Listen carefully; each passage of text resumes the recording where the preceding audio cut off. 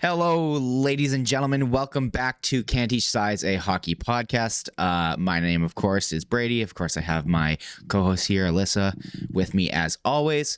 Alyssa, how are you doing this week on this fine Wednesday evening? Cold. Cold? Yeah? I'm freezing cold. That was going to be my bit about today. It is freaking cold. If you're not from Winnipeg, I know a good chunk of our audience is, but it is. I don't even know the temperature today. It's really. It hit them like it was like sitting at a minus 20 some, but like I woke up this morning. It was so funny. My dad, God bless his heart, he woke up early this morning because my brother had a math test, and my brother was well, I say math test. It was like a calc university engineering calc test. Yeah, minus 21 right now. Makes sense. Feels like minus 35. And no, but yeah, okay, so yeah, that's what I was gonna kind of get to. So my dad was away. He's like, I'll go and I'll start your car for you. And I was like, oh my gosh, that's so nice of you. And so he did, and he comes back and he's like, yeah, it's like minus 31 without the wind chill this morning. And I was like, how cold is it with the wind chill? He's like, oh, there is no wind chill. It's minus 31. There's no wind. And I was like, oh, okay. But like then I think the wind picked up a little bit. But yeah, it's like been hit. Yeah, like it feels like minus 35 day today. Like it's definitely the coldest that we've had so far down the stretch. And I know it's just the beginning, but I'm sick of it. I'm so sick of it. It's if you are a person who says that you prefer winter to summer, you are a psychopath, and you clearly don't live in like a place where it actually gets cold. If you live in Winnipeg and say that, I think that you need to be put in a mental ward. Like I just can't. What? I am a winter over summer. You literally just said to me that you're done with this already. Today sent me over the edge. Today might have flipped me. I'm always like that because I'm like, God. I just enjoy the festivities of winter more. I like Christmas. I like the hockey season. In the summer, I'm always so exhausted because I get so warm so easily. I'm always working and in school, like working full time and in school, which is I don't work full time during the school year, so it's always just like very exhausting for me, and like I just don't associate summer. It's also my birthday. I don't like my birthday. I don't like summer. Like it's just not my thing. And I don't know, but today when my 35-minute commute to work, I still had breath in the car by the time I got to work after 30 minutes because of how cold it was. I was like, you know what, maybe this is it. It was so funny. I was talking to one of my friends that I met through hockey stuff, and we were chatting, and I was complaining about how cold it was, and he's like, well, like Toronto and so that can't be that much different. I looked it up. Today in Toronto, 7 degrees. 7 degrees above zero. 7! That's fucked up. I'll be honest with you. I don't want to swear, but that's fucked up. It's very funny so I'll just let you know, I drive a bit of a beater. Like my car has gone through the ringer. And right now it's in its I think the block heater just doesn't work. And my battery is kind of poo-poo. So what I've been doing, I have to go into work once a week. So the night before, I'll always go out and boost my car. I'll start it, leave it running for like 30 minutes, take it for a quick drive around the block, make sure it has a charge. So that in the morning, I'm good to go. Last night, I literally just was like, it doesn't matter if I boost it right now, it's going to need to be boosted in the morning, regardless. It will not survive through minus 35 degrees. And my girlfriend, bless her soul, was just like, just take my car to work. And I'm like, thank you so much. You are the best. That's clutch. Absolute queen. Anyways, I guess we don't have to talk about Winnipeg weather all day, because that's what we all complain about people tweeting about, is just being like, oh, it's cold, and it's raining. Do you want me to say, oh, when the first snowflake falls, people forget how to drive? Yeah, that's fair. But yeah, I guess we should. It is true. But it's okay. It's not that people forget how to drive. It's that people are like, hey, I don't have my snow tires on because I didn't prepare and I need to drive slowly. Yeah. So, and it's also like where I live, it's so funny because like it's a combination of like people in their jacked F-150s with their Fuck Trudeau stickers on the back of them going 30 over the speed limit, and then half the other people going like 30 under. So it's just like absolute mayhem on the streets. So bad. That's wild. Anyways, we'll hop into hockey now. So this week we decided to do a little bit of a theming for what our topics are going to be. Lyss, you wanna introduce this since this is your bit? Welcome to Dudes of the Week. Brady and I were prepping our episode, and I was like, oh my gosh, we need to do like a Dudes of the Week segment. And I was looking at all the things we wanted to talk about. I was like, no, this is a Dudes of the Week episode. There are so many guys who need to be notably named Dudes of the Week for what they've done in the last few days, and we're going to talk about it today. So we have a top 10 list of the Dudes of the Week for you, but it may not be the top 10 that you think. We are doing Dudes of the Week 5 wagons, because, you know, we love a good wagon, and 5 derogatory. So if anyone doesn't listen to this show regularly, they'll think that we're going like top 10 dudes of the week in the wagon category, and it's like us talking about dudes' asses. It isn't. Oh man, I didn't even. He's think got about a wagon. Anyways, yeah. So we have 2 categories. Sorry, I didn't mean to cut you off, Lyss. No, one is about dudes' asses. No, I'm just kidding. So we got 5 dudes who were on a tear, have something special that we want to talk about that they've done this week that's great. And then, alternatively, we have 5 dudes who need to be talked about, but in a more, and hence the name, derogatory way. A couple of just anti-dudes of the week. But, you know, we need an overarching title and theme and name, so this is the Dudes of the Week segment. We're going to talk about the dudes of the week. Exactly. Starting off with number 1 in our derogatory, I apologize. I was looking at the wrong list. In our wagon category, the man who last show I said, if there's anyone in the NHL who needs to be drug tested, who needs to be just PED tested for steroids, Tage Thompson. Who is, like, what is this guy on about? For those who don't know, tonight he played Columbus. Him and the Buffalo Sabres played. Playing. I think the game's still going on. There's room for this to continue. I'm pretty sure it just ended. Over? I'm pretty sure it just ended. Anyways, the final score was 9-4. You heard me right. 9, as in like I can't 7, even 8, 9. Yeah. As in like a touchdown and then 2 extra goals. A touchdown, the extra point, and then 2 extra goals. So what? Tage Thompson scored 4 goals in the first period within 16 minutes. 4 goals. Like that is as many goals as the entire Columbus Blue Jackets scored that night, tonight. And then he scored a 5th one just on top of that, in the second period as well. I would have loved to see a double hat trick. I don't think we've seen a double hat trick in a very long time. It makes me sad that Thompson doesn't play here in Canada, because someone would have won $1 million if Oh yeah. Which but hey, I digress.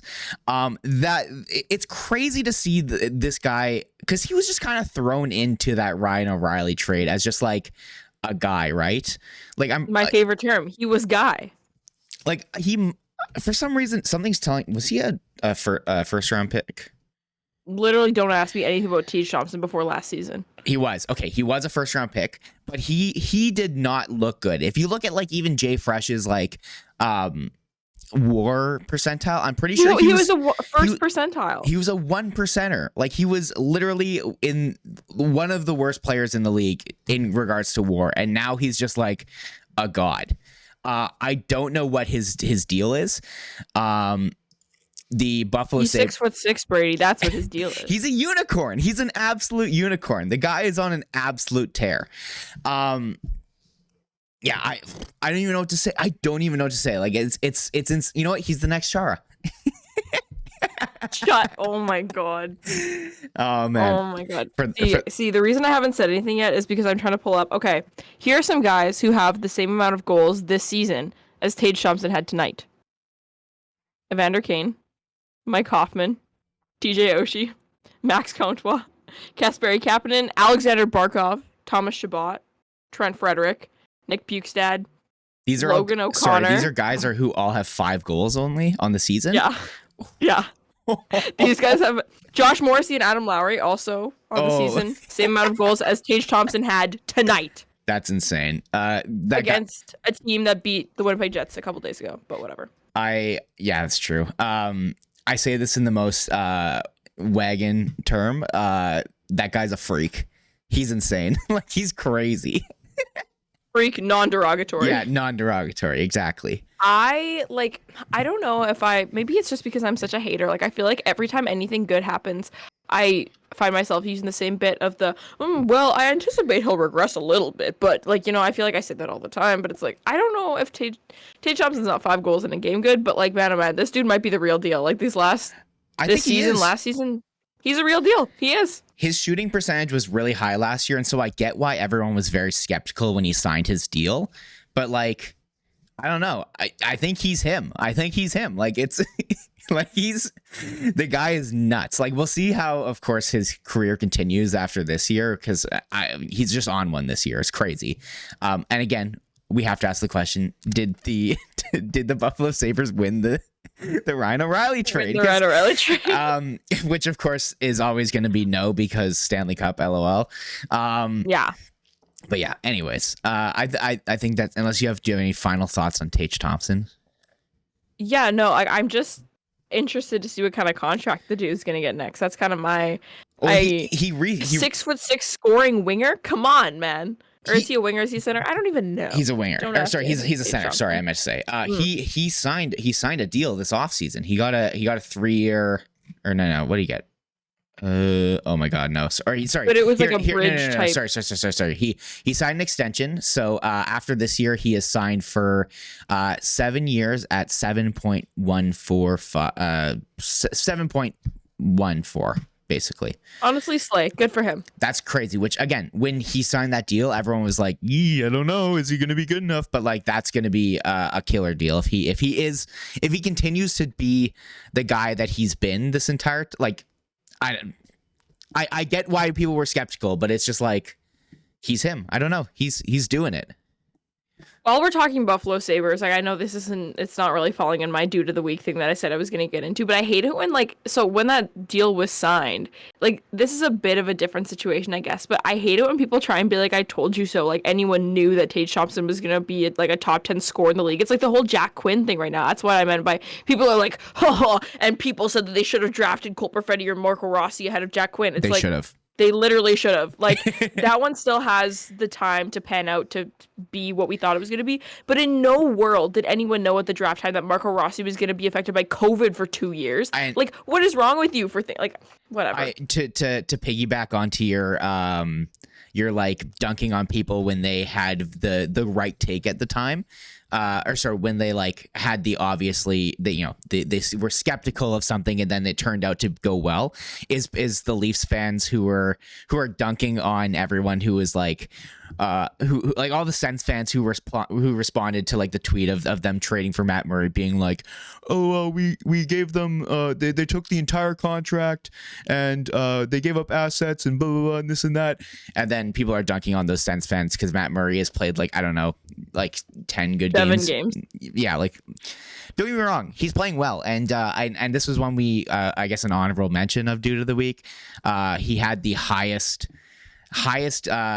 goals saved above expected. Is that correct? What was it? Yeah, in a game, in a single game. Yeah, it was 5.97. I think it was like super close to 6, but that's a bonkers number for a game. Yeah. For a goalie, no, duh. Of course, for a goalie. Yeah, he's block shots. Don't undervalue block shots. You can't undervalue us. Anyways, we can probably move on to number 2 now. Derogatory. My favorite category. Jordan Binnington. This guy is just such a dumbass. Like, this is where the perfect term is, like, we use it all the time. This dude stinks. He stinks. It's the best. Like, I hate this guy. Yeah, he is, not only does he stink, but he's also a dumbass. Like, it's so funny. Basically, if you, here's the thing. If your coach will not stand by you and stick up for you, it's it's game over. Like what are you doing? The goalie is the most, like, to use the term mental, like the most mentally like challenging position. Like it's definitely the one that has the most pressure on it. It's the one that, like, if we've heard of coaches who are like, I'm gonna keep my goalie in even though he's getting slaughtered because I want him to feel confident, or I'm gonna pull him because he doesn't want to stay in the net, and we need him to be ready for next game. Like, the goaltender is such an important position when it comes to hockey, and having your coach be like, this guy has to stop. He needs to cut this shit out. This basically, if you missed it, Jordan Binnington was playing, the Blues were playing against the Penguins. Jordan Binnington was doing his usual dumb shit, and then what started all this is Jason Zucker comes around the back of the net while he's kind of behind there. He sticks his glove out, and basically clotheslines Jason Zucker for no reason. What happens then after is that Jason Zucker, gets the puck and plays and scores a goal on Binnington, and is pretty happy about it. Gets his little payback goal, and then Binnington he gets pulled by Craig Berube. And then while he's on the way to the bench, he takes his mask off and starts chirping the bench, yelling. He got a 10-minute misconduct for doing this. And he's like, it's just so funny to see a goaltender who is getting pulled. You are literally getting pulled out of the game because you are too hot-headed.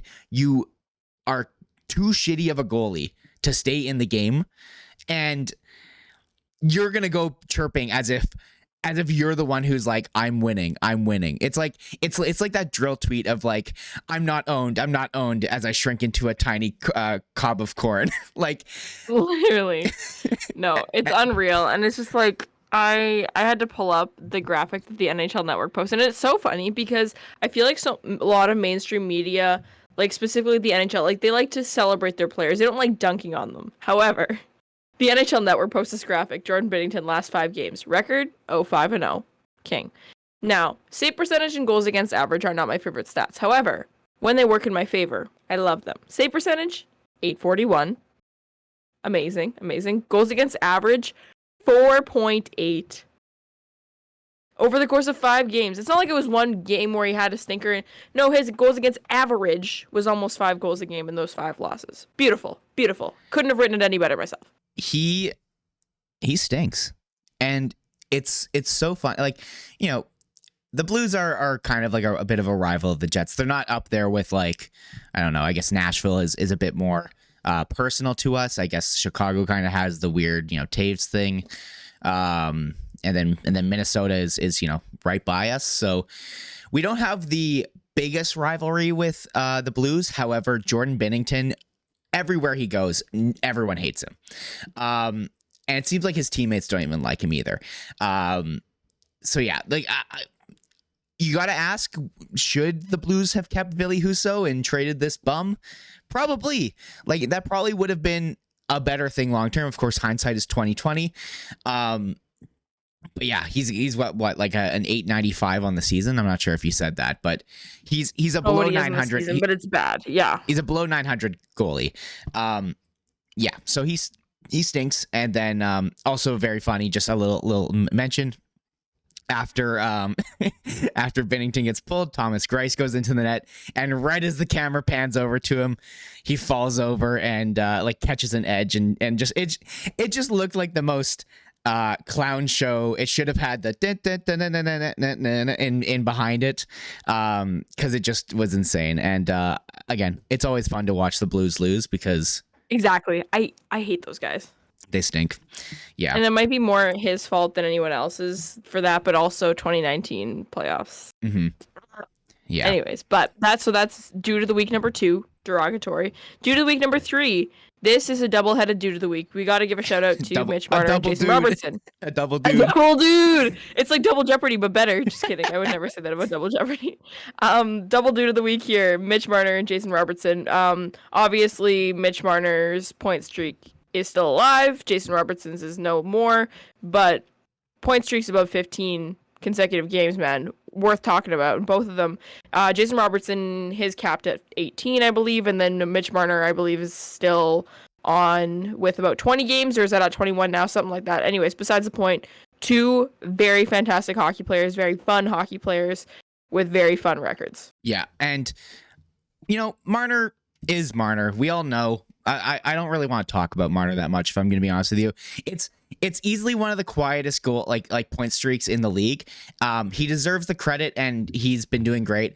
I will say though, there was a game against I think the Sharks where literally all the Leafs were doing was trying to get him a point, and it seemed like they didn't even care about actually trying to win or anything like that. They ended up winning, I think. But regardless, I think that there's, they're definitely trying for Mitch to get him a point.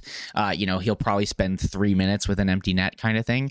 But Jason Robertson is an animal that I can't understate how we like to talk about at this point who's going to be the heart, who's going to be this and that. Jason Robertson, a guy you definitely would not have expected at the start of the year to be in the heart conversation. I'm totally here for it. I totally completely agree with the fact that he should at very least be in the consideration for the heart. You're always going to have you're always going to have your Connor McDavid's there. He's been absolutely lugging the Oilers along, but Jason Robertson definitely deserves significant consideration for the Hart this year, especially with how his season's going. If he continues to keep rolling, he definitely deserves to be talked about. Before we do move on though, I want to ask you a question, Lyss. Can you tell me how long the longest point streak is in the NHL? I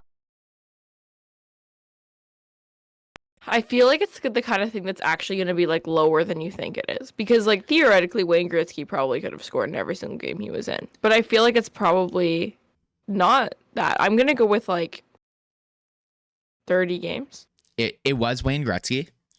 It is 51 games. Jesus. In that span, 61 goals. Goals. Not even points. Goals. 61 goals, 92 assists.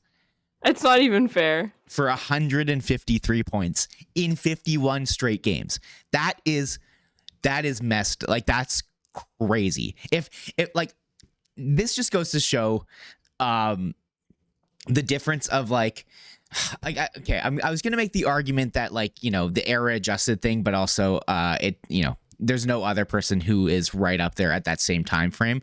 But there is no circumstance where people should be getting 153 points in the span of 51 games. That just should not exist, regardless of how mutant you are, how special and different you are. Goalies just didn't exist back in the day. I'll be honest with you, and not to take away from Gretzky or anything like that. No, but you're so right. Genuinely, goalies didn't exist until the 90s. That's a firm belief that I have. They were just guys who had big shin pads, who stood in the net and sometimes didn't wear masks. Sometimes. Yeah, exactly. Alrighty, who do we got next here? Moving it back into derogatory, my favorite category. Off the board pick. We're going off the board. Mark Spector is our fourth dude of the week. Derogatory. So this one is more recent, I would say. I believe this is something that came out yesterday, today. Who is it about? Who is everything in Edmonton media about? Not Connor McDavid, not Leon Draisaitl. Jesse Puljujarvi. Sorry, my bad. I thought that was a prompt. I'm so sorry. Yes, Jesse Puljujarvi. Basically, Mark Spector came out with an article talking about Jesse Puljujarvi specifically. He had a couple quotes to Finnish journalists, which as we all kind of know, the European players tend to be a little bit more honest when they're speaking in their own language, and especially to media that come from their own country. They probably just feel a bit more safe, and they're not going to get absolutely lambasted, and they can kind of talk more honestly. But then again, Mark Spector is willing to use Google Translate, and and continuously put more and more pressure and shit on Puljujarvi more and more. The guy will not rest until Puljujarvi is not on his team. So he wrote an article today about the fact that Puljujarvi went and told journalists. He said, 20 games in and I have one goal. It's sad. I've been thinking a lot of how to do things differently right now, and I just don't have the answer. Of course, I'd like to be a productive top-line player, but right now it looks like I can't do that in the NHL. Maybe some other league. I don't know what to take from this, because he's, 24 years old? And from what I know, has pretty good underlying numbers. Like, this is a player who I think this is a player who just needs a change of scenery, in my opinion. Like, this has just been going on for so long, and it's crazy because, like, even later on in the article, it kind of talks about how there's a lot of pressure playing with Connor McDavid. I almost said Kyle Connor with Connor McDavid. Maybe someday. A lot of pressure with Kyle Connor too. Yeah, real, so true. Mike Yasimont is like, I can do it. Anyways, but like.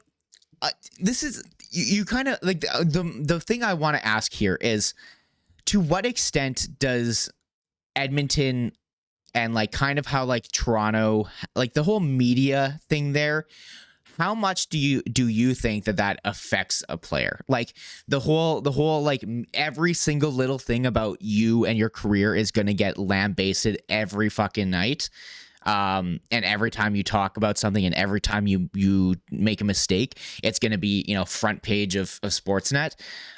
What effect does that have on a player? Like, I don't know. Like, what do you think? Yeah, absolutely. I think that is something that, we talk about the difference in sometimes players from different countries and stuff like that. And it's something that's not necessarily European players. If you're an Austin Matthews, for example, who's the best player, but you're from, Arizona, where you could, have the best junior career as like a midget player and no one knows what hockey is nearby, so it doesn't matter. Like, I feel like a lot of the Canadian kids, like the Canadian captains and stuff like that, people from those hockey craze whatever areas, like I feel like they know what it's like because they were part of that craze around it, kind of thing. So I think a lot of people, when they come from non-Toronto, Edmonton areas, they are a little bit surprised and a little bit overwhelmed by that kind of stuff. And I understand that. Like you said, like especially in Edmonton, everything you're doing is scrutinized by the media. And there were the Jim Mathesons and Mark Spectors of the world who decided they didn't like you from day one. And now they're just looking at every chance they get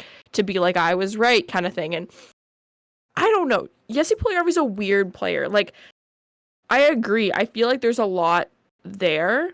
But at the same time, I feel like there's some stuff, like I've heard some people talk about him, like it's interesting to hear different perspectives, but it kind of seems like the consensus is he's just a little bit lost. Like, I don't know, people aren't necessarily attributing it to the language thing, like obviously that's a struggle for anyone, kind of thing, but he just seems a bit lost on and off the ice when it comes to the Edmonton Oilers. And I don't know if that's necessarily true. That's just kind of what I've heard from some people. So like you said, maybe it's a change of scenery that he needs. I don't think he's going to see long-term success in Edmonton. I don't necessarily think that he'll see long-term success just by the nature of going elsewhere. Like, I don't think he's going to go to another market and all of a sudden pop off. He could, but I don't think it's like 100% going to happen. I just think there's something strange going on with that player. Yeah, no, I don't think that it ever had to do with him being from like Finland or European, or I mean, like that could definitely have an effect on how he was treated, for example, but with like, media, because, there's always going to be xenophobia and this and that.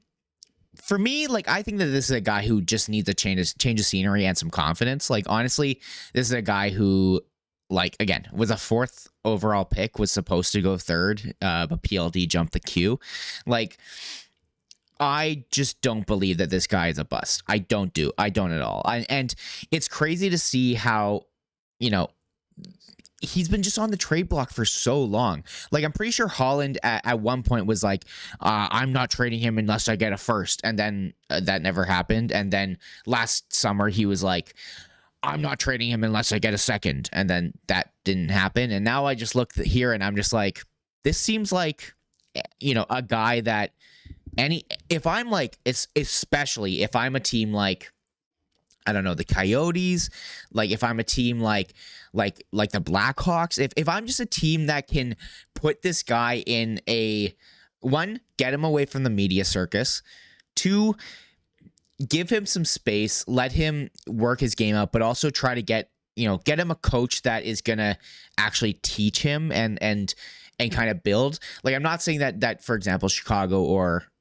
Arizona have those types of coaches, but this is a guy who needs a coach to kind of set him straight and give him a bit of a kick in the ass, but also at the same time like a comforting, like, hey, we're gonna figure this out kind of thing.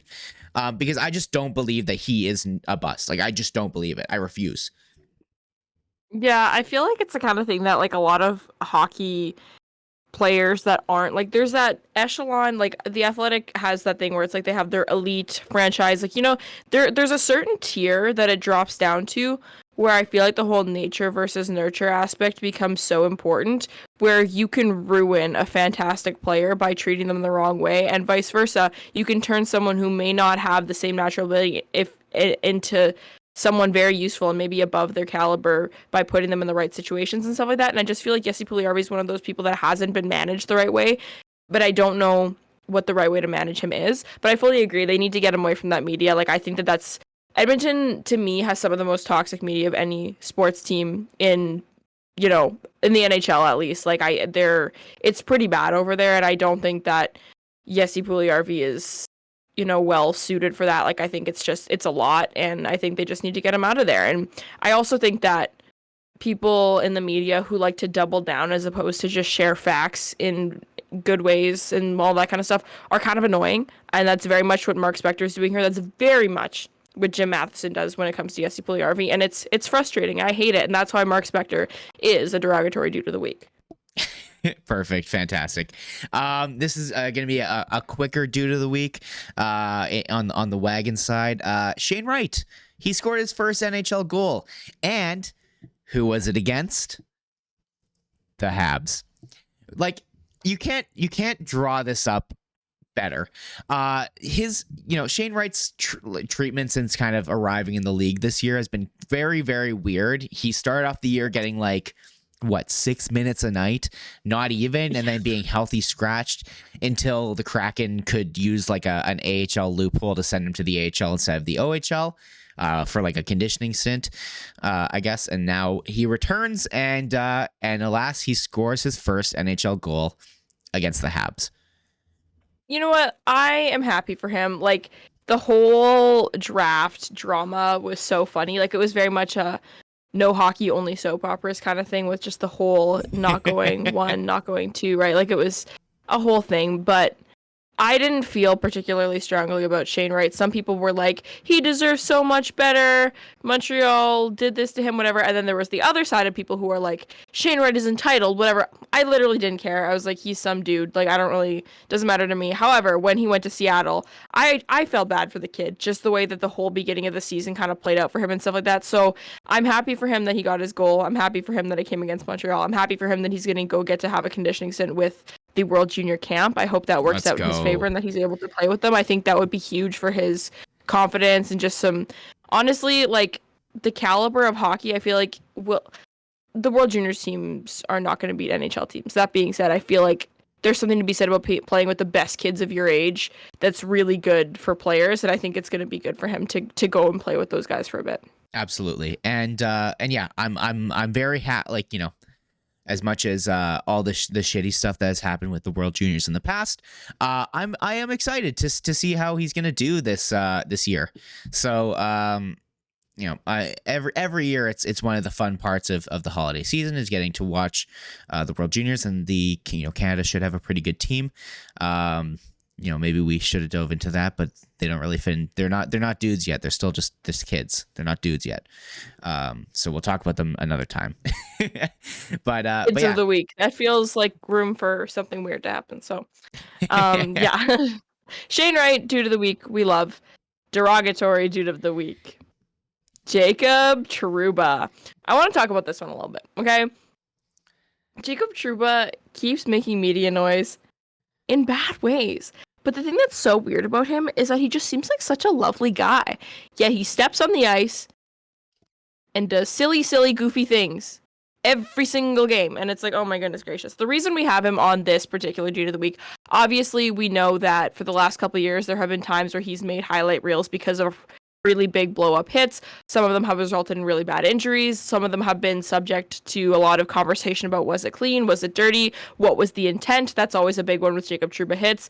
And then people are starting to notice a pattern, lots of big hits, lots of this, that, whatever. This week, two things kind of revolving around Jacob Trouba. There was the one where there was a game where he was frustrated and he threw his helmet at the bench and he almost like hit his equipment staff and stuff like that. And it was kind of, people weren't happy about that. Some people were like, he's upset, he's showing passion, and it's like, okay, but also don't try and hurt your equipment staff. Like, I also have less patience for that when people are like, he's emotional. It's like, I get frustrated when, audits are hard, but I don't throw shit. Like, I don't understand why, like, I understand that there is a different level of emotion when it comes to a game, it's higher intensity, all that kind of stuff, but it's like, people can also not throw things. Like, whatever, that's besides the point. That was the first thing, and then there's also, what did you want to say on that? Oh, I was just going to say, like, here's the thing. I understand. I completely get why you would throw something in rage. I play NHL and I play hockey. I slam my stick.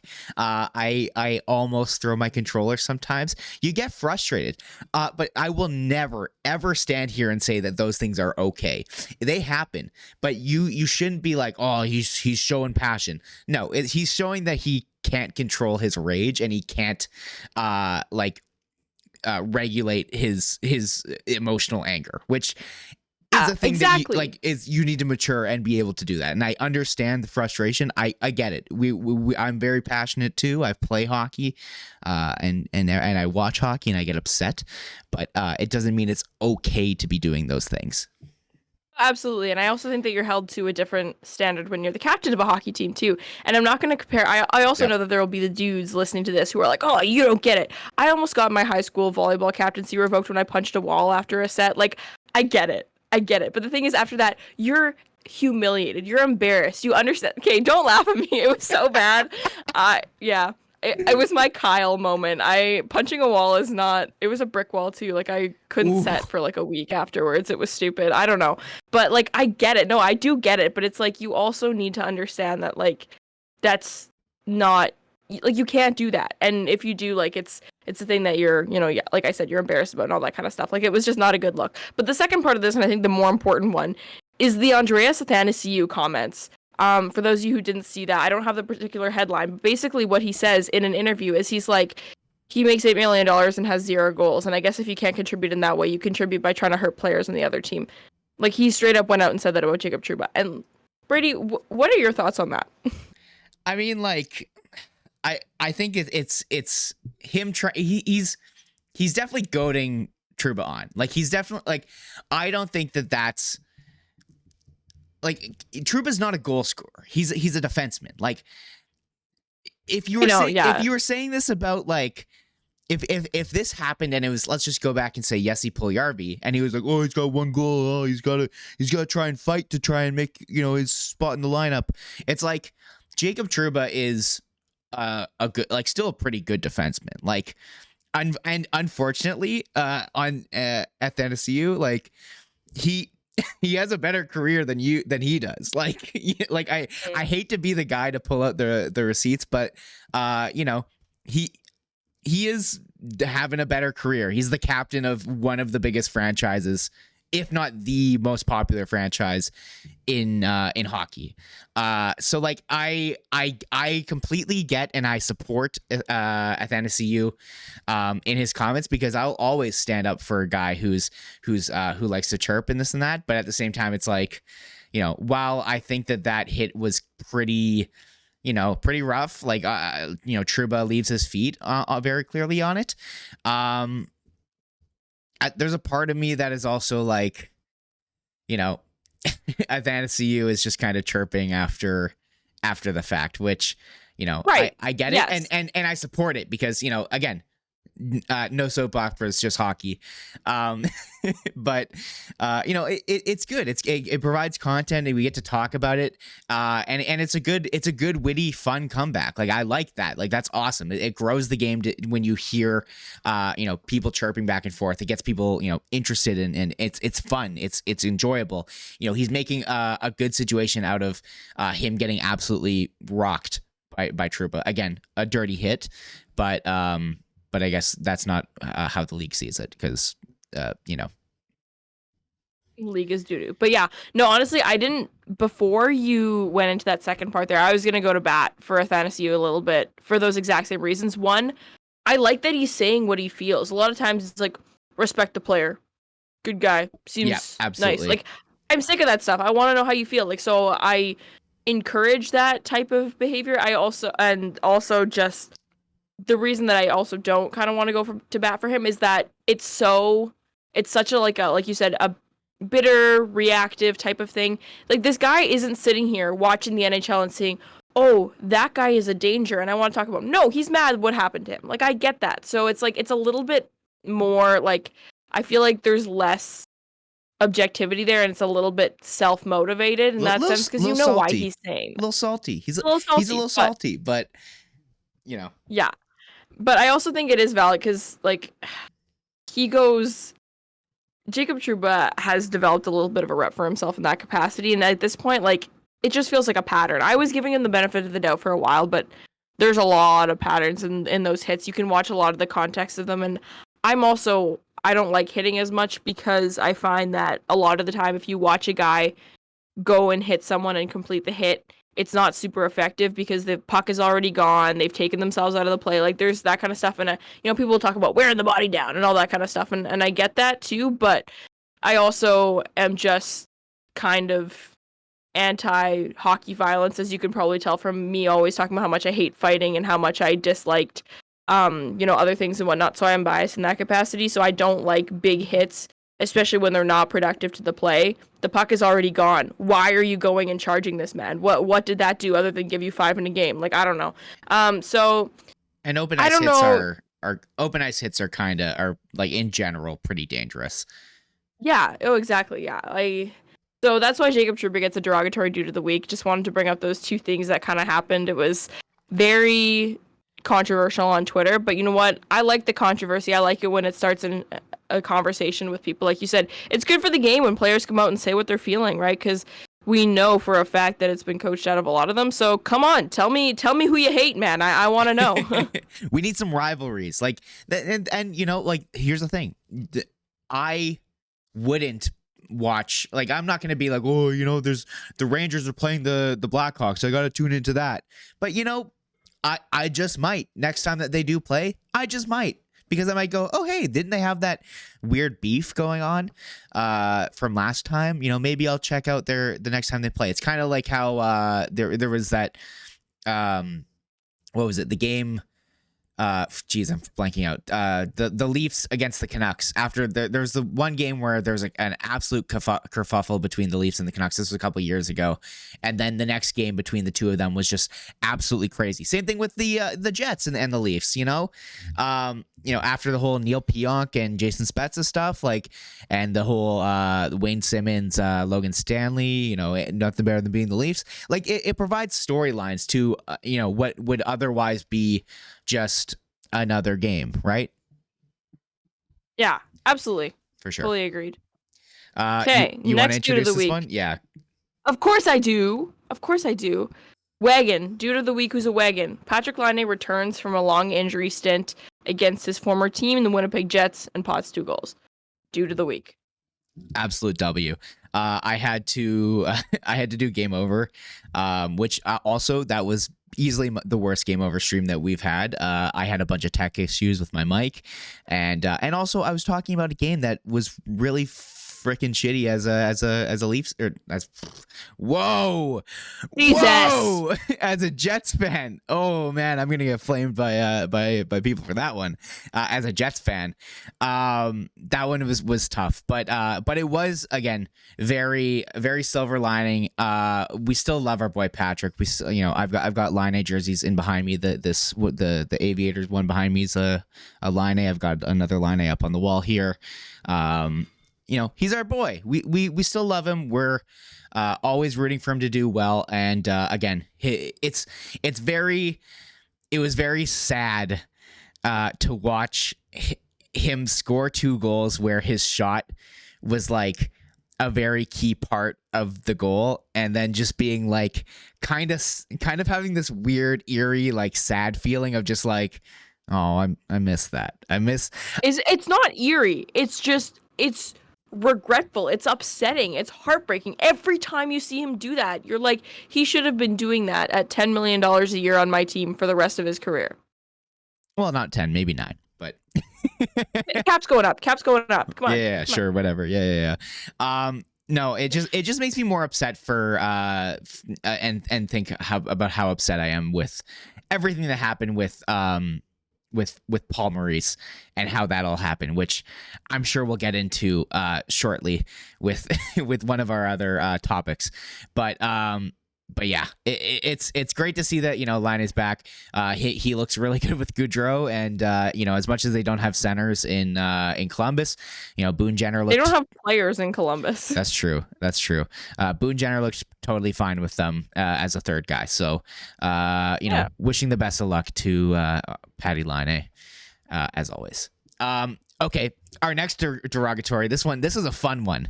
This one was fantastic, very funny. Again, derogatory. Cal Peterson. Cal Peterson comes in for relief of Jonathan Quick. I think that's important to mention.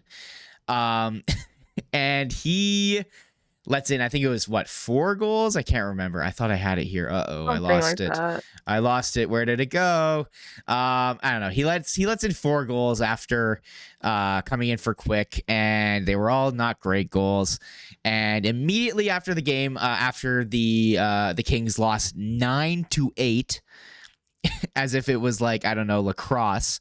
After they lost 9-8 to the Kraken, Calvin Peterson was put on waivers officially, and he just recently signed an extension. I think he's making like 5.45 or something like that. Let me bring it up here. I should have had it ready. He's in his Jack Campbell era. He literally, I mean, except I don't even know if that what's it called? I don't know if his contract has kicked in yet. Like.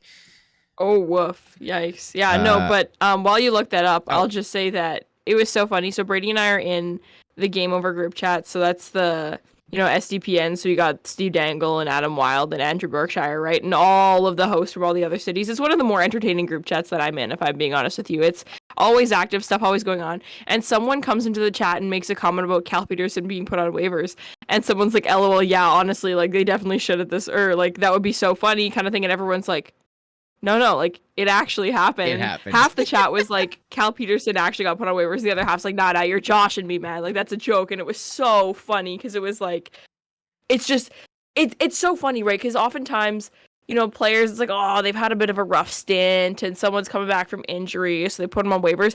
Not often do you see someone have the most horrendous dog shit game that you've ever seen and immediately get placed on waivers when they make millions of dollars. So funny. Hilarious. I love it. It's funny. He just to bring it up, he is making $5 million. He's in the first year of a $5 million a year for 3 years contract with a modified no trade clause.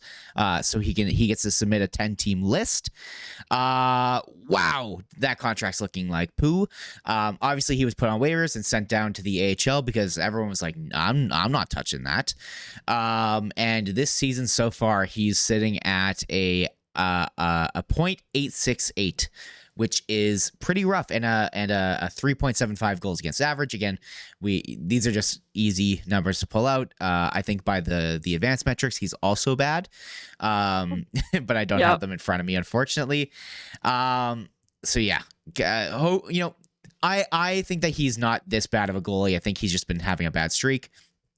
I think he just kind of needs to get, a bit of confidence rolling.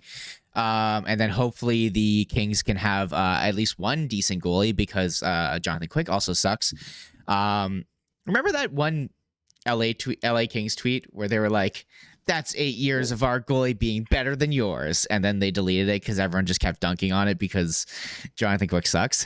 Oh, and Cal Peterson too. So funny. That's why I wish team accounts would just like. They've gotten real bold in the last little bit, and they've just gotten unbearably annoying.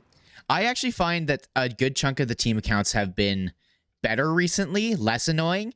Like they've been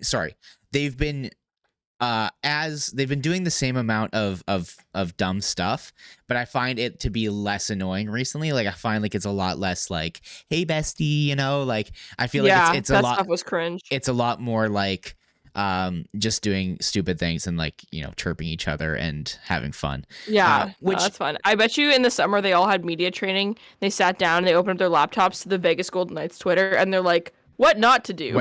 Yeah.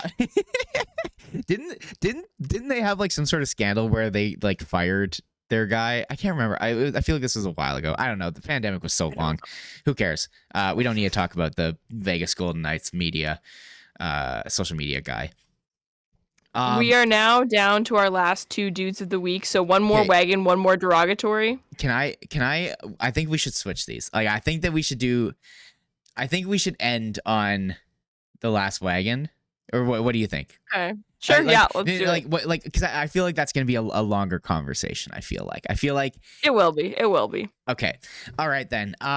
For this one, our final Derogatory pick of the week is the entire Colorado Avalanche. The entire Colorado Avalanche top 12, like they're all of their forwards. Alyssa, self-proclaimed hockey fan, can you tell me, like, you know what? Can you name six players, half of the players that are in the top 12 for the Colorado Avalanche currently? They are currently facing some injuries, so you need to name players that are not injured who are currently playing. Okay. Go. So, Logan O'Connor. Correct. That's the first one I can think of. Yep. I don't know why. That I know he's playing. Okay. And I know Mikko Rantanen is not hurt. That is correct. He is their only guy. Sure. And then let's look through. I'm trying to think of their cup-winning roster. Half of them were traded. Half of them signed elsewhere. Half of them aren't playing, and that's three halves. So Alex Newhook, I bet, is still playing. He's not hurt. Correct. You got three. That's three. You got four. No, three. You got three. Sorry, that might be. Is that it? I can't go defenseman. No. I will give you one more, and then I give up. Andrew Cogliano. That is correct. He's playing. The only other one I expected you to get would be JT Compher. Oh yeah. Okay. But other than that, I'll just say right now on Daily Faceoff they have three of the players don't even have numbers currently, which is always great. So it's Alex Newhook, Mikko Rantanen, Charles Hudon. As their first line. I don't know who Hudon is. I think he's their Mikey Esimon. Maybe. Honestly, maybe. Then we have Andrew Cogliano, JD Compher, Logan O'Connor, Sampo Ranta, Ben Myers, who is definitely not a creative player name, Martin Kaut, Dryden Hunt, Cal Burke, Jean-Luc Foudy. Dryden Hunt. Oh yeah, Jean-Luc Foudy, because Is Liam Foudy his brother, or are they not related? Couldn't tell you. I honestly could not tell you. Jean-Luc Foudy played his first NHL game the other day against the Winnipeg Jets, and he got a penalty. It was funny because on the broadcast, it was so funny because Dan Robertson was talking and they had like their camera in the crowd. They're like, Jean-Luc Foudy's parents came in, whatever, and then. Like 2 whistles later, they're like, by the way, we showed the wrong middle-aged white couple. These are Jean-Luc Foudy's parents. They were like right beside them, and they were like laughing and talking to each other. And you can see the other couple is like looking at their phones. They can tell that they're getting like a bunch of texts being like, "Since when are you this NHL player's father and mother?" So funny. But yeah, absolute derogatory due to the week to the Colorado Avalanche. I saw a tweet today that was like, man, oh man, you got to hand it to the Colorado Avalanche. They're going to win a cup one year and draft Connor Bedard the next. Wow. Yeah. Oh, do not. That's why I never want to hear teams bitch about you do not injury luck. Don't bring that evil into this world, Ricky Bobby. You can't say that to me. Anyways, we just kind of wanted to mention how they are absolutely starving for anyone on their team to not be injured. Just to give you an example, oh my God, they almost have a full lineup of injured players. They've got Gabe Landeskog, Darren Helm, Valeri Nichushkin, Josh Manson, Nathan McKinnon, Bowen Byram, Evan Rodriguez, Arturi Lehkonen. All of those guys are out. Nathan McKinnon out for 4 weeks. I'm not sure about the rest of them, but Nathan McKinnon just happened very recently. So, ouch, that stinks for them. But yeah, we can move it on to our final dudes. This is a double dude. We got another double dude of the week. Double dude on the wagon side. We got Rick Bowness and Mark Scheifele.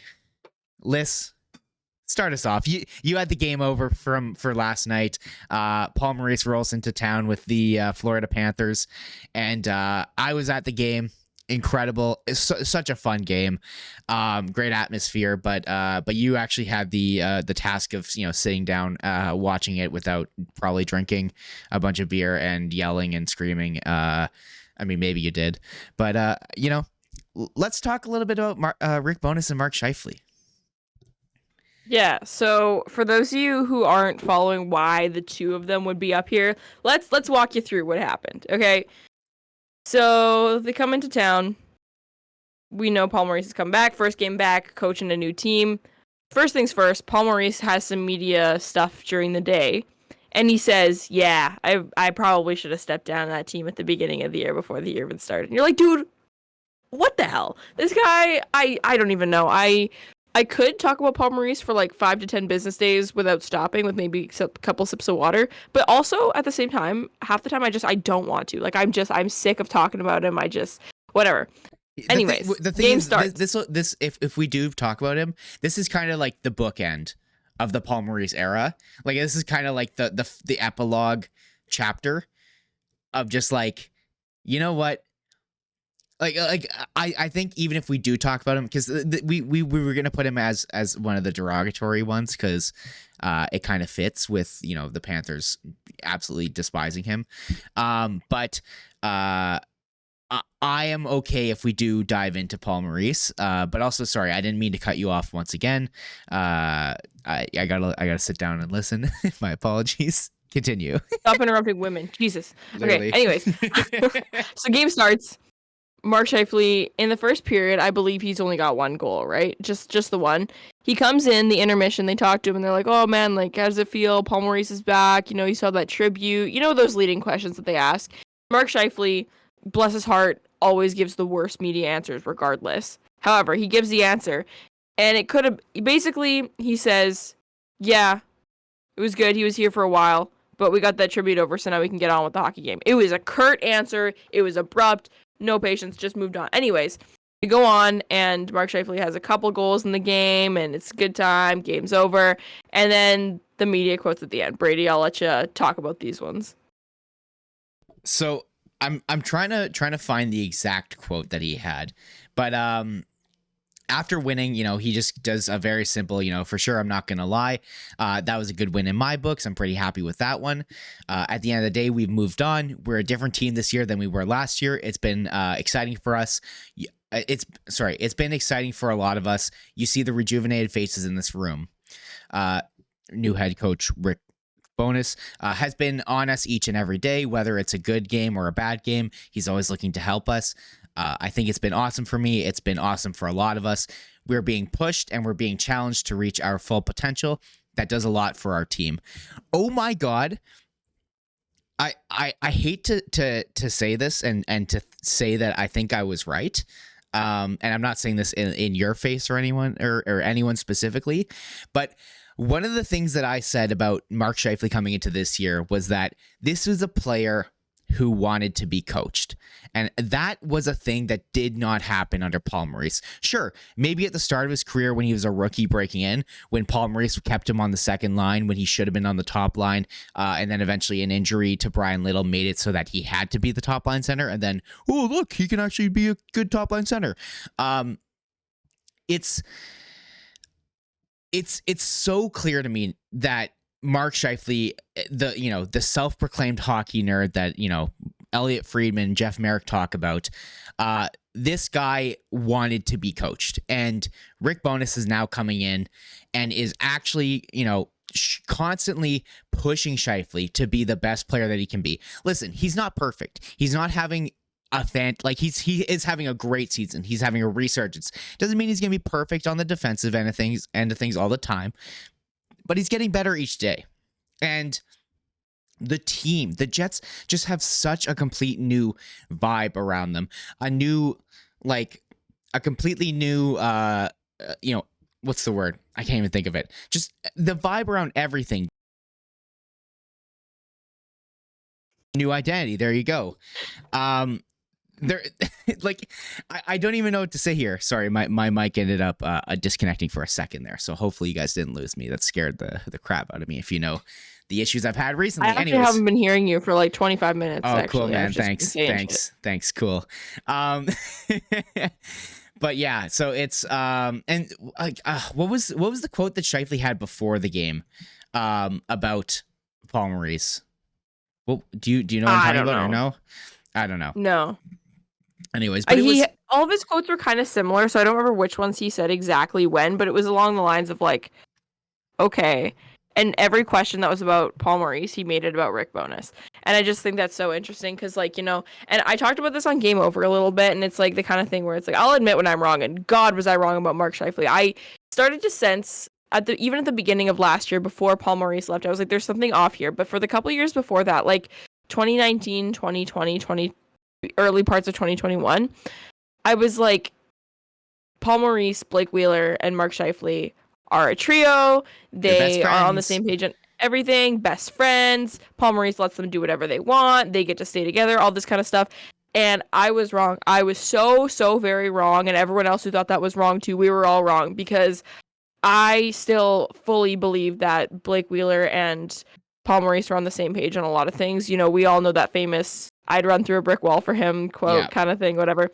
But Mark Scheifele, just between the quotes, the resurgence of the year, the way he's looked so unmotivated the last couple of years, like a lot of it, I think, can be attributed to that relationship. And I just think that there was something missing there. And I think it ruined the worst year, or pardon me, what could have been the best years of Mark Scheifele's career. Like after that 2017-18 season, we thought it was only up from there. And then Christmas of 2018, he just fell off a cliff. So bad. Yeah. So... yeah, it's interesting.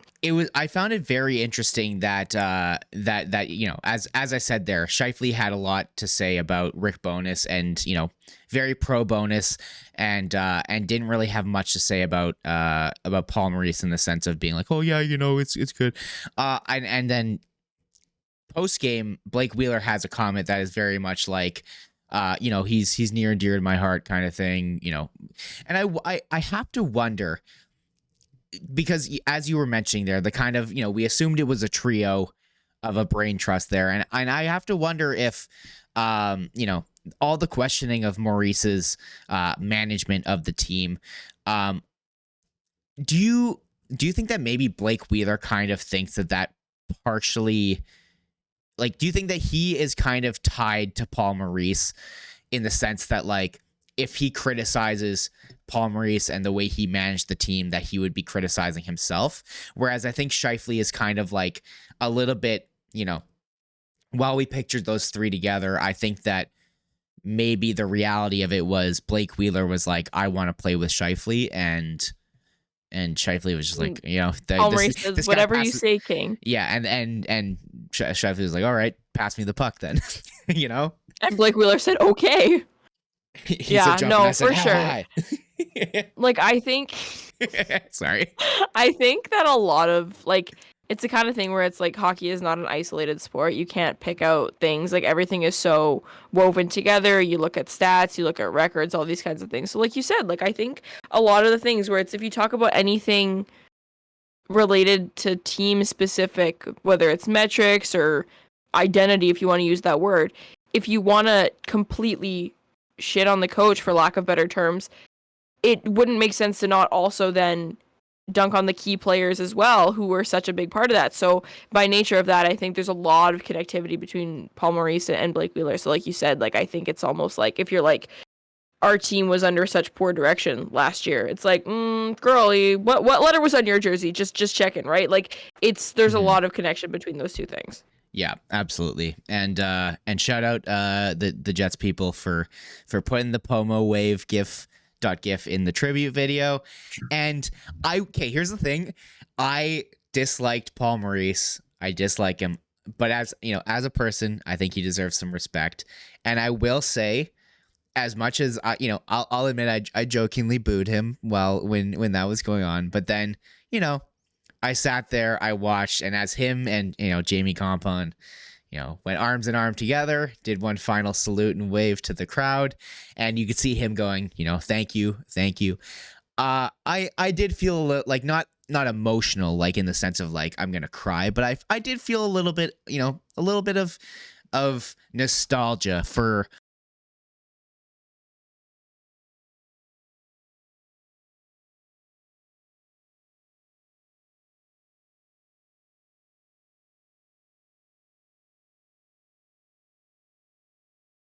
period. It was so funny.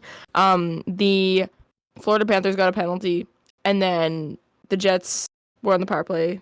Florida killed it off, and then the Florida got another penalty. And Kevin Sawyer is like, Paul Maurice's team will be down a man for the second time this period. I'm like, no, they won't. The Jets haven't been down yet. And I was like,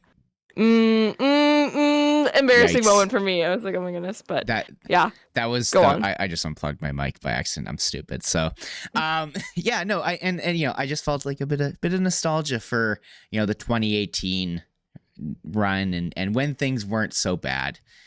In the video, the cheer on the bench. Oh yeah, they're so good. And like you said, like any guy who's on a team for 9 years, the Blake Wheeler, like when Blake Wheeler finally leaves the Winnipeg Jets, I will be sad about some things. Oh, absolutely. I have ragged on Blake Wheeler for years. However, I will be sad when he leaves, and in a strange capacity. It's bittersweet, So yeah, like Paul Maurice will dog on him but it is what it is, and we wish him well. But also we wish ourselves well, and us wishing ourselves well means him not being good, because that means we're right. So hey, sometimes you got to close the door to open the window. That's all I'm saying. Anyways, one final salute to the boy. Thank you, I guess, for the years. Thanks for the memories. Even though they weren't so great, as Fall Out Boy said, even though they weren't so great. Real. Oh my gracious. So to recap, those were our dudes of the week, right? Tage Thompson, Wagon. Jordan Binnington, absolute lunatic. Mitch Marner, Jason Robertson, shout out. Big Wagons there. Not talking about their posteriors, however. Mark Spector, loser. Shane Wright, happy for him. Jacob Trouba, loser ? Patrick Laine, we love. Cal Peterson, R.I.P. Rick Bowness and Mark Scheifele, Chef's Kiss, Colorado Avalanche. Who? So thank you for joining us for our Dudes of the Week. We want to wrap up with a little game, as we often like to do. So I'm going to bring the glasses back out for this one. I'm going to put them on like I'm 75, just like Rick Bowness. And I'm going to pull up. That was rude for no reason. I'm so sorry. Okay. Anyways, so today's game is a little bit different. It's just, maybe it's a little bit less fun, He's less 67. creative. I know he's not 75. The funniest thing was I took a moment and I was like, wait, is he? Sorry, I'm stupid. Anyways, continue. I didn't mean to cut you off. He's not 75. Anyways, I just have some NHL records pulled up here. There are some people that hold them, and I'm going to be asking Brady okay, how do I phrase this properly? The highest person on the list that is an active NHL player. So say it's a record that's held by Wayne Gretzky. Goals, for example. That would be an example. It's who had like the record for the most goals. Who, Patrick Laine. as an active player, currently holds that? And the answer would be Patrick Laine. So No, I'm just kidding. So the answer would be Alex Ovechkin in that case. So, to start it off, so we're gonna start with some goaltending. Uh-oh. So, longest winning streaks. This one is actually the only one that is longest ever. It's a tie because there are only so many games that you have. It's a 4-way tie, but one of the leaders is a current player in the NHL. And it is a 14-game win streak. Who that is an active NHL player, an active NHL goalie, has a 14-game win streak? My immediate thought goes to Marc-Andre Fleury. Is it Marc-Andre Fleury? I feel like that just fits timeline wise. It's got to be a guy who's probably a bit older and obviously played for good teams. Marc-Andre Fleury has got to be my first guess. Easy. So Marc-Andre Fleury is not correct. His longest win streak is 11 games. Do I get a second? I'm just trying to think. If you want a second guess. Give me like half a second to just like scan the league. Maybe quick. Actually, here's what I'll do. We'll give you one guess, just raw dog a guess. That's what you'll do with the first one like you just did. And now I'll give you a hint. Okay, cool. So I'll tell you the year was 2016-17. That doesn't help. You should give me like what division or what conference he's in currently. Eastern Conference. Okay. Currently in the Eastern, not on the same team as right now, but was also in the Eastern at the time. Okay. So this win streak was with a team that this player is no longer with. Okay, that's too much information, but I still am not going to get it either way. I was say, are you going to get it? No. My brain is telling me Craig Anderson for some reason, but I don't think that that's correct. I'm not going to guess that.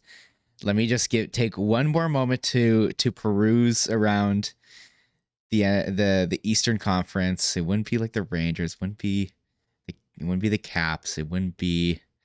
Don't look at the team. The team Freddie Anderson, is a freaking maybe chicken here. Freddie Anderson could be it, maybe, but I doubt it. I feel like Freddie Anderson did that, but like on the Ducks though, when the Ducks were good. I don't know. I'm gonna go I'll go Freddie Anderson. I'm gonna go Freddie Anderson. That is not correct. The answer is, as Jay Onright would say, Sergei Bobrovsky. Damn it. Yeah, that makes sense. Okay, so that was the Columbus Blue Jackets. Just now, give me for the hint, give me just instead of conference, give me division, and then of their current team, and then I will try to reverse engineer it. We'll see if that's too much, but let's continue. We'll play it by ear. Okay, so that's 1 out of 5. There's nothing there, so that's one of my 5 things. You're 0 for 1. Okay, next. Damn. This one was overtime losses.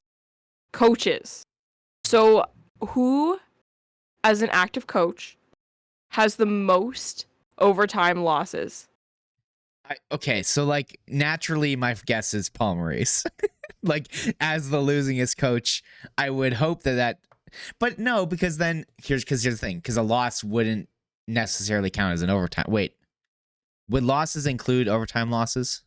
I don't know if yeah, I think they would. Or that's a good question. Like I don't know if they're technically separated in this case. Like I know for standings wise, like yeah, but either way, I'm gonna say Paul Maurice as my guess, regardless.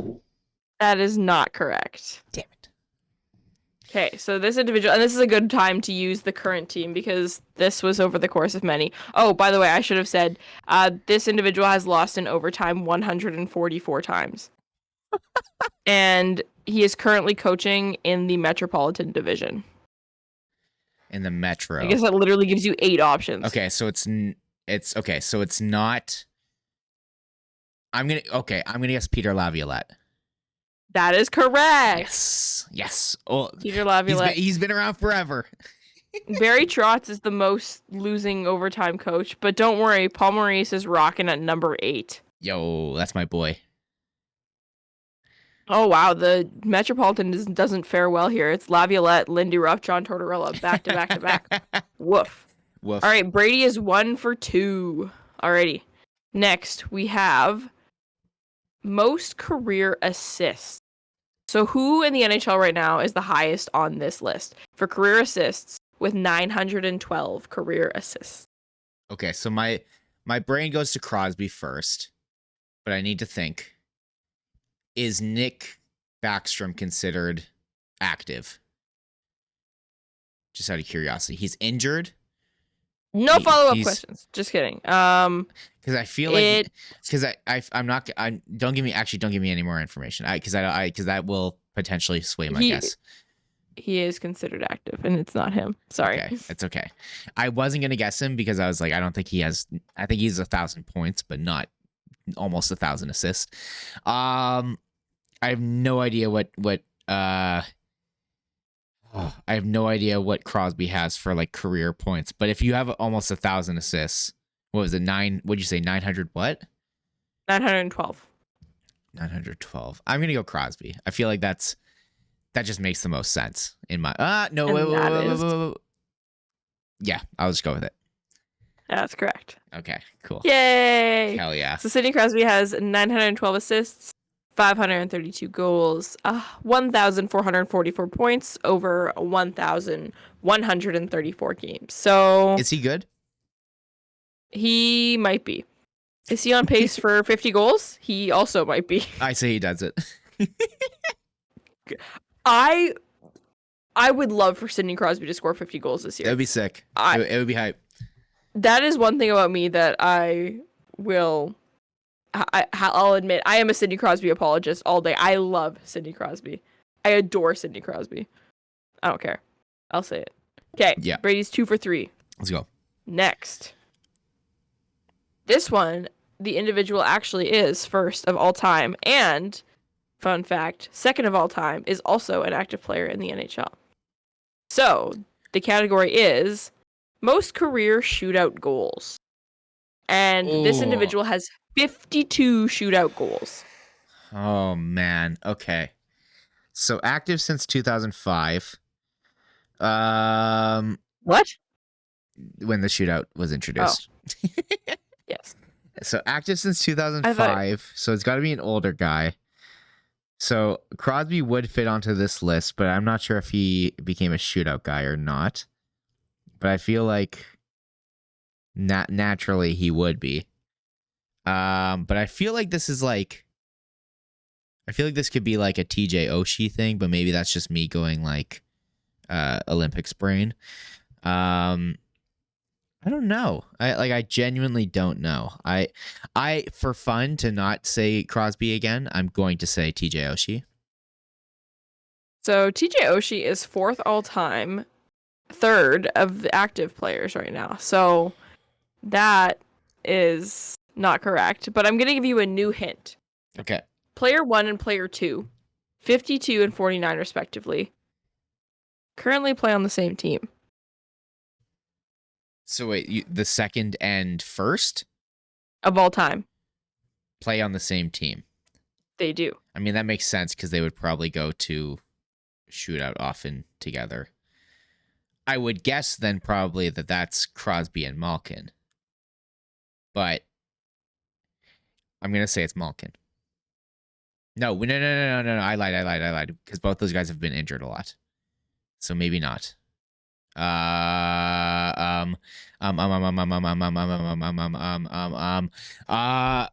Okay, let's just say Crosby. Wrong. You are a terrible Canadian if your brain doesn't automatically. No. No. Who is it, Brady? Who is it? Is it Jonathan Toews? It is Jonathan Toews. Ugh, yuck. I hate that guy. That guy stinks. That guy stinks. Don't look at how much Jonathan Toews paraphernalia I have in a bucket in my crawl space. It has all left my closet. It is never to see the light of day again. However, they were all gifts because Jonathan Toews, I literally had his like number and jersey on like all of my schoolwork when I was like 8. So I yeah. Uh-huh. Yeah. Cringe. Cringe. It is what it is. Yeah. It is what it is. You know. All right, Okay, what's our so next Brady stat? is 2 for 4. So last one. I didn't even go look at what order I was doing these in. You know what? I'm okay with this. So this is another skater records. This is the last one. Most points in a rookie season by an active skater. Who was it? By an active 106 skater. points. 106 points in 81 games. So it wasn't McDavid because he got hurt. Well, that was the concussion in the boards, right? That was when it wasn't a concussion. It was his collarbone. Or was it wrist? It was collarbone. Because McDavid's collarbone. That was my cousin's fantasy team name that year. That's right. Because Brandon Manning hit him into the boards, and then the Oilers traded for him, and they were like, "What the?" Everyone was like, "What the fuck?" Oh my gosh. Okay, so you said 106. That sounds like a Crosby number, but it also sounds like an Ovechkin number. So I'm not sure. But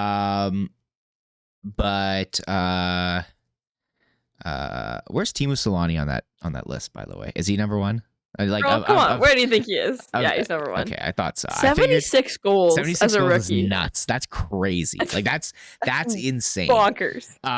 Okay. That's like borderline up there with one of the records that will never ever be broken. I don't think it ever will be. There's no way that ever gets broken. By a rookie, especially too.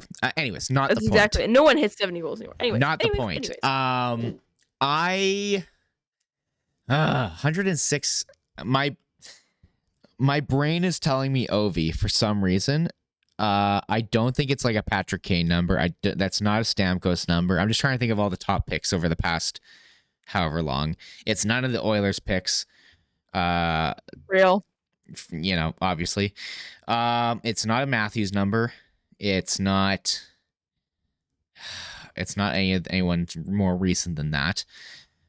It's got to be either like I'm not going to say which one is specifically my guess. I feel like it's either a Malkin, Ovi, or Crosby number, and something is telling me it's Ovi. Something is just telling me that it's Ovi, and I'm going to go with Ovi. Was it Ovi?